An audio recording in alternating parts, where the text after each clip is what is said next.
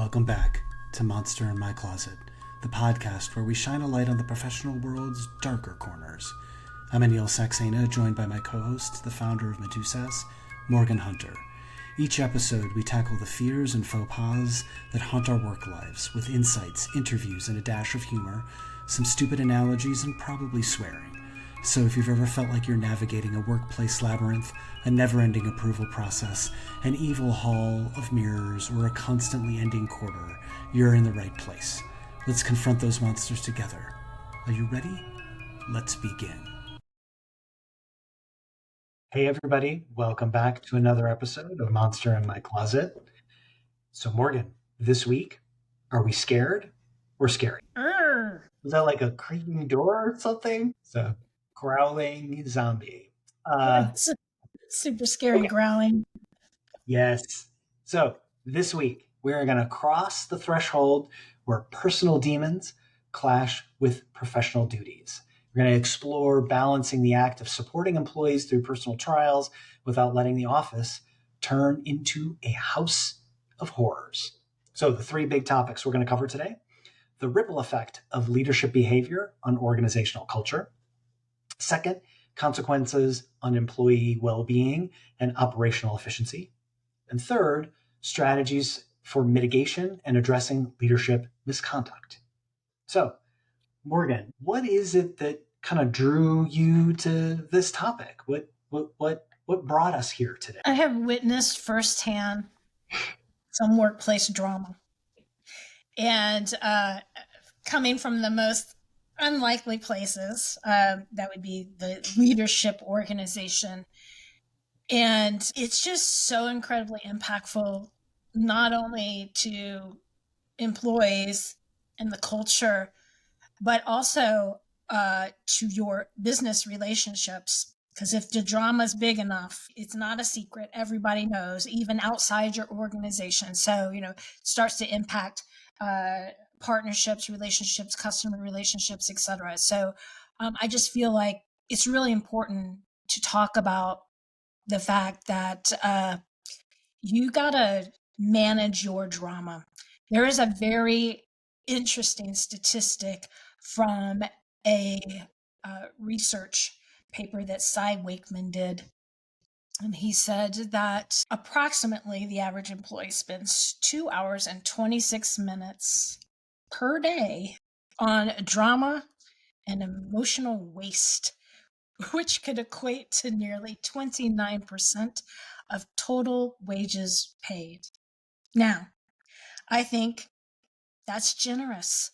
I think the number could be bigger. Yeah. Depending on the organization you're in and the amount of drama that your leaders are bringing to the table. So yeah, that's why I wanted to talk about this, because it's really impactful. And I don't think the people doing this even realize the impact. Yeah, I agree with that. And I think you're right that that's generous. I mean, I think during times of high drama or big change, you can waste more than half your day dealing with that, or trying to mitigate it or circumvent it, or whatever it is you're trying to do to deal with that. I think there's a tendency for it to permeate like everything that you're doing within the organization. So in your experience, how do these personal behaviors and dramas of leaders, especially at that senior level, influence the overarching culture of the organization? Well, I think, and I'm going to say this in a generic manner, I think that when you're at a small organization, so for all our small business owners out there, you're just a little family. And I hate saying that, but it is. I mean, everybody knows, everybody's business is, if one person's upset or sick or whatever, everybody feels it, right? And when your parents, in this case, the leadership team, are doing crazy things and not showing up as their full selves, then the employees get scared. I would just say straight out. That's why in this episode is about being scary, right?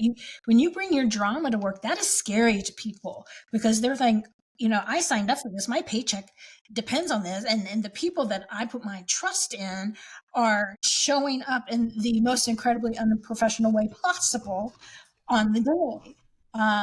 What have I gotten myself into here? So, and right there, then as an employee, you are now officially operating 100% from a place of fear. And we've talked about this before, how no good decisions are made when you're operating from a place of fear. Yeah, it's tough when your leadership is unhinged. Right. Yes. When your leaders are crazy, it makes for a very interesting workplace. And I think, it negatively impacts your ability to achieve results because it's not necessarily that you're even trying to achieve the results. It's what it looks like, who you're talking to, who you're seen with, all of those kinds of things play in to the drama that you are experiencing. And I even remember I led not led, I was brought in as a consultant to do some work around a big organizational change. And the CEO of this unnamed organization berated their direct report, like berated them in front of us. And it set the tone for how we dealt with that individual and with the CEO. And it also gave us insight into how we were going to need to complete this project, who we were going to be able to talk to, and the people that we were going to need to work around and work through. And the reality is every employee knows that, right? When you have two senior leaders that are kind of at war or they have an active disagreement, instead of doing work that actually is promoting and progressing the organization, a lot of time is spent on trying to figure out, like, what is that other team doing, or how do we work around them, or not sharing information with them, or all that sort of thing, which completely undermines the success of the organization. It's counterintuitive, and yet it happens all the time. Yeah, I think there's other things too that people might not right away think as influencing the culture at your work, but I have seen alcohol and drugs do a number on a small company. So when the senior leadership, maybe they're showing up every day to work, and they've got their shit together, but they're at a customer social and they hit on the customer in a drunken stupor. I wish I was making that up, right? So they're hitting on customers, embarrassing yourself in front of clients, putting your employees in the position of having to cover for you, right? So you've done something and now an employee, maybe your peer, maybe even a subordinate has to come in and cover for your behavior. It's just toxic. It's toxic. And it's easier to cover these things up in a large company. Impossible to make this stuff go away and cover it up in a smaller one. And it just wrecks morale in a company. Yeah. And I mean, I think we've both kind of witnessed that and seen it play out. And I think, the underlying thing, and we've talked about this in a few episodes, and that is that, as an organization, you've got to set the foundation of what's acceptable behavior, what's not acceptable behavior, and then what are the common goals and outcomes that we're all aligned to. And then as an organization, as a team, we have to be kind of marching towards those. And there has to be a willingness to say when we're not all kind of marching towards that. And the problem is that as an employee, when there's a senior leader who is stirring the pot or generating a lot of drama, that makes it hard, because if it's your boss or your boss's boss, you're probably not going to call them out. In your experience, Morgan, what have you seen that has helped an organization in that situation, or what as an employee can you do when there's a senior leader who is operating in? There's a few things. Setting the groundwork from the beginning is the easiest way to deal with this, and that is number one, mission, vision, values, and be values driven organization, right? Like live by your values. I think the second thing, early laying the foundation, is get to know, like if you're a founder or a key individual on the leadership team, as you're building out your leadership in your organization, do your homework. Like, I mean, so um, we've talked before about being your authentic self and can you really bring that person to work and things like that. But if the person you're thinking about hiring is a binge drinker, and maybe you love hanging out with them as they're binge drinking, they're fun at parties, but don't delude yourself to think that somehow that there's just going to be some clear separation of church and state when you hire that person. They're still a binge drinker, right? They're still an alcoholic, but now you're responsible for that person. So I think a lot of leaders and founders think that magically people's flaws will disappear once you're both on, the same side of the fence, and that's just not the case. So let's say you can't do anything about it. You don't have your values defined. Everyone's already hired, etc. I think what I would advise any small company, because most large companies already have this in order, any small company is please get yourself a board of directors and please get you an HR. Board of directors is even easier than HR because you don't necessarily need to exchange money to do that. You can get people. And then when you have a problem with senior leadership, you have a mechanism to go to the board to help address that from the top down, right? To manage that power dynamic. Boards are there for a reason.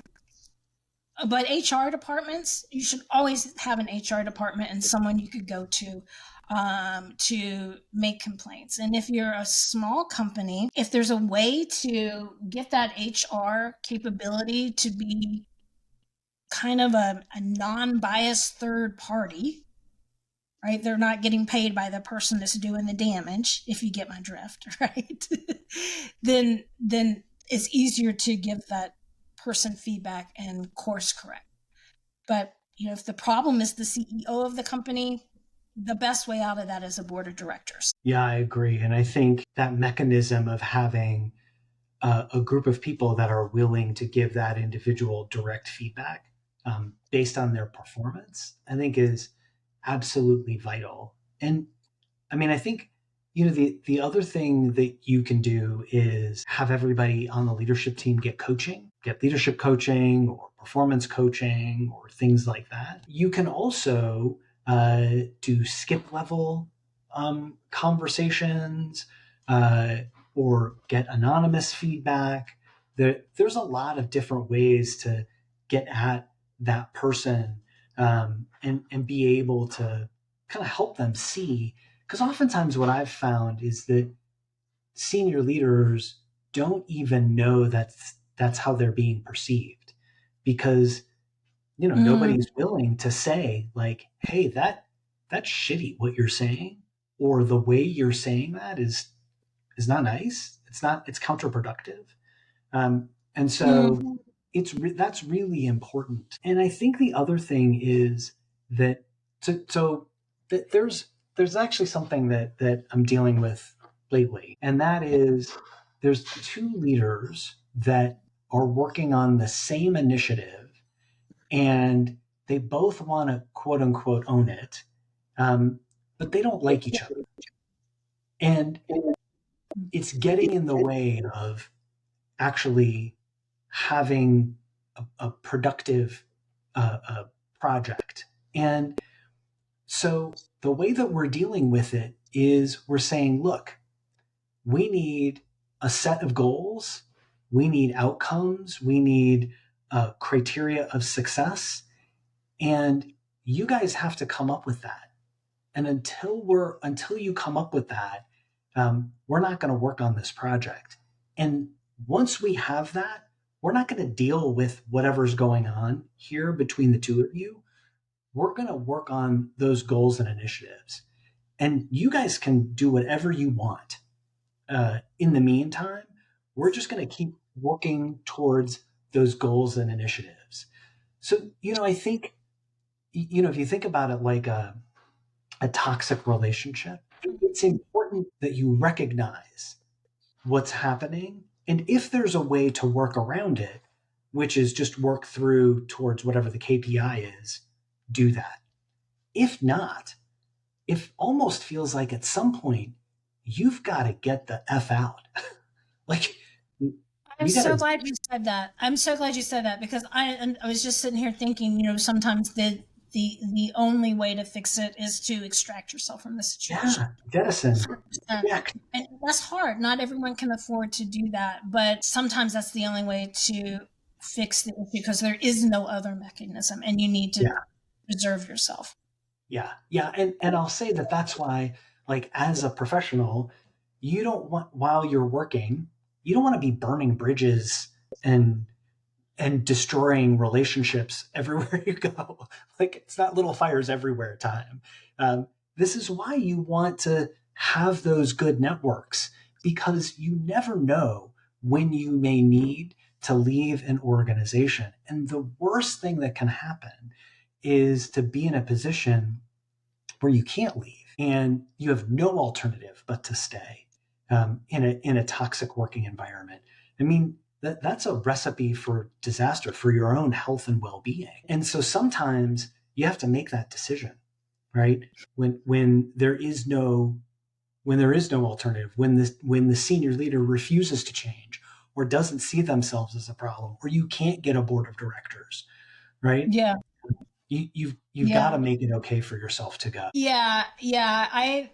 I've always been of the opinion you should always be interviewing. Yeah. It's not that I'm not a loyal person, but I always need a plan B, right? There always needs to be a comfortable exit for me. And even if I don't take the job, I have an opportunity to network with that company, maybe provide them someone in my network that's a better fit for the job. It keeps me in practice with my interviewing skills, etc. I think sometimes we wait too late to go, ooh, I need an exit plan.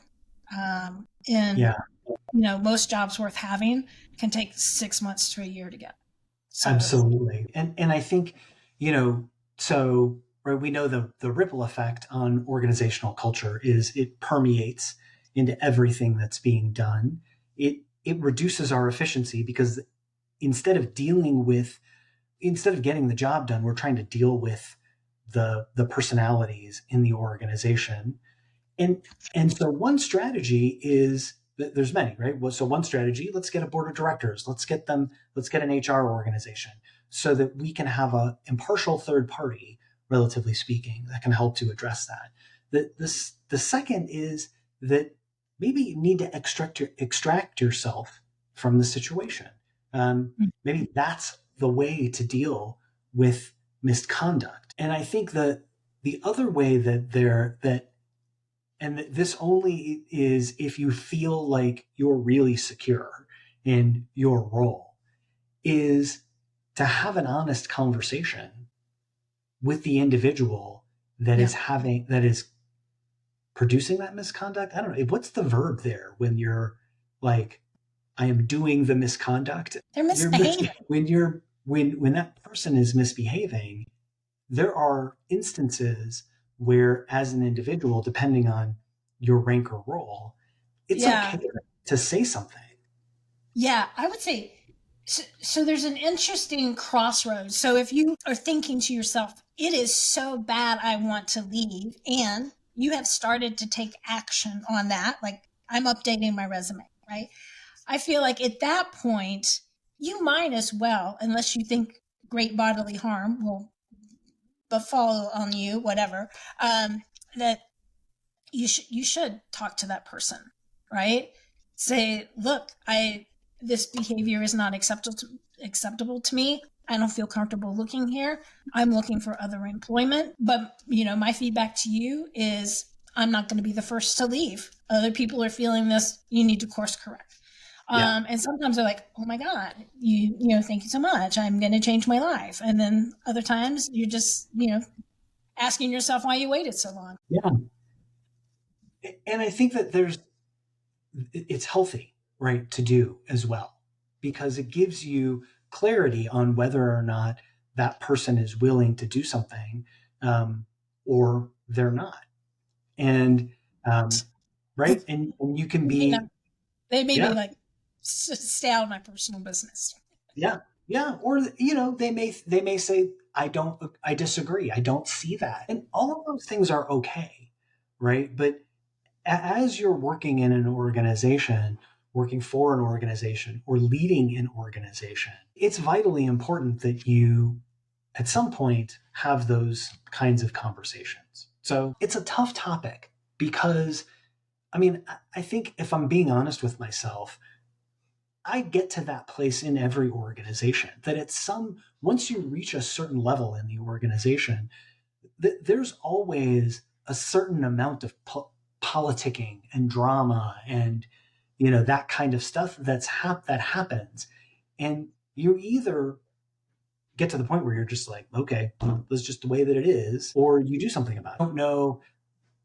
I don't know if there's a good way to kind of get in the in between of that, but Feedback is the same, though. I will say that it's so, even in the highest echelons. We've talked a lot about feedback on this podcast. You still owe that person concrete and specific feedback, right? So, 'cause you're gonna be full of emotion and hurt and maybe disgust, and like you're gonna have all these emotions, but you still owe that person actionable feedback. yeah, So this behavior had this result. This is what the new behavior looks like, right? yeah, Um, because otherwise, if it's just oblique, it's like, we don't like the way you act, you're out of control. Then they don't have anything to work with, and they are unlikely to change. So yeah, feedback is the same regardless of your situation. It's got to be yeah. quality. 100%. And I think that's really, really powerful. And I will say that there are some really great resources out there about how to give feedback up into an organization. Oh, Um, tell us. yeah, I mean, I think so. That there's a book by Roberta Matheson. It's called "Suddenly in Charge: Managing Up, Managing Down, Succeeding All Around." It's a good book, and I think radical candor is always a Yeah. great methodology. I think, as we have said in previous episodes, you want to have a way to deliver that feedback, so a methodology, and you want to practice. Because if you're going to give feedback to a senior leader, you want to make sure that what you're saying makes sense, that regardless of their reaction, you kind of have in your mind, like, this is what I want to say and what I want to get across. So I think that's really, really important to do. And I don't remember the guy's name who wrote this book, but that feed forward concept, Mm-hmm. um, that's a really, really good concept and a really, really good framework. So, I mean, I think the underlying thing is, get some tools, and figure out how you want to give that feedback. All right. Yeah. So, um, Morgan, what are the key takeaways that we want to leave people with today? Well, I think my key takeaways are for the people that are misbehaving. And that is, you are a leader.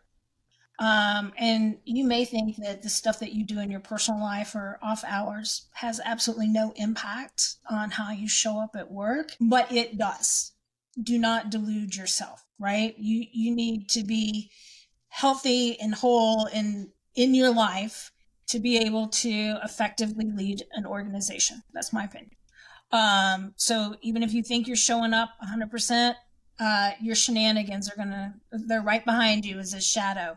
So reflect on that and get your act together and lead your organization like you committed to do when you signed up to lead that company. What about you, Anil? Yeah, I mean, I think there's a few things I'd add to that. So one is that, I, you, for those leaders, right? You are who you are. So when you are at work or when you are not at work, the things that you do impact both sides. Mm-hmm. And so you can't ever really separate the two. And so I think if you've got shit going on in your personal life or you've got Yeah. whatever, you're just like every other person, you're going to bring that to work. I think as an individual, as an employee who is on the receiving end of that or is living through that, right? I mean, I think as we've stated before, it's important maybe to get an impartial third party. So if you're a small enough organization, get a board of directors, get an HR organization, get your senior leaders some coaches for Mhm. that next iteration, that next phase in their Or growth. step away. Like, like if you're having trouble dealing as a leader, it's okay to step away Yep. and take the time you need to get right with yourself. Yes. That's okay Yeah. too. Yeah. And I think as an individual who's dealing with that, I think there's two other things that I would say is one is know what success looks like in your organization, know your role, and the things that you were brought in to do and succeed, and focus on those things. Regardless of what's going on around you, sometimes having that North Star and working towards that North Star is really, really important. And you can get a lot done through the noise. The second thing is be willing to have that conversation with that senior leader about what they're doing, how it's impacting you, et cetera, et cetera. And then the third thing is have a plan B, right? Wherever you're working now is likely not the place you're going to work forever. So my dad was an immigrant from India, and he was a very smart man. I didn't think so at the time because I was a child, but he was a professor at the Illinois Institute of Technology. He worked there pretty much my whole life, Hmm. and um, but that was 1865 or something like that. Nowadays, that's not going to happen. So there's nothing permanent about the place that you're working. Not to say that you should be disloyal, not to say that you should be jumping from job to job every 2 months unless you're a contractor, but have a plan B. That's a healthy way to go through life is to have a plan B or C or D, right? I mean, like, Or my favorite one, F. yeah, right. That's right. Pull the plug. So, all right. All right, everybody. So, Morgan, any last words before we wrap up today? Have some boundaries for yourself, whether you're a leader and you need to rope in your personal shit at work, or you're an employee and you can no longer tolerate certain behavior. You got to draw boundaries and adhere to those. Yes. Boundaries, people. Boundaries. All right, Mm. everybody. Thanks a lot for listening to another episode of Monster in My Closet. We'll see you next time. Bye. As we wrap up another episode here at Monster in My Closet, we want to thank you, our fearless listeners, for joining us on this journey of exploring what scares us or when we're scary. Professionally, of course. Together, we've ventured deep into the workplace wilderness armed with humor, insights, and a touch of irreverence, and hopefully learned something together along the way. But our journey doesn't end here. Monster in My Closet is proud to be part of Medusas.org. Medusas is a membership-driven, non-profit organization serving underrepresented groups, minorities, and individuals with disabilities who are doing business in the software-as-a-service space. We're a community created by SaaS professionals, for SaaS professionals, and even the SaaS curious. Visit Medusas.org to discover how you can contribute to a movement that empowers professionals to face their workplace monsters head-on. Don't forget to subscribe, share with your colleagues, and leave us a review. Your feedback helps us shine a light on the monsters lurking in the professional closet, making our community braver, stronger, and a little bit wiser. Until next time, keep challenging the status quo, embrace the journey, and remember, no monster is too big when we face it together. Cheers.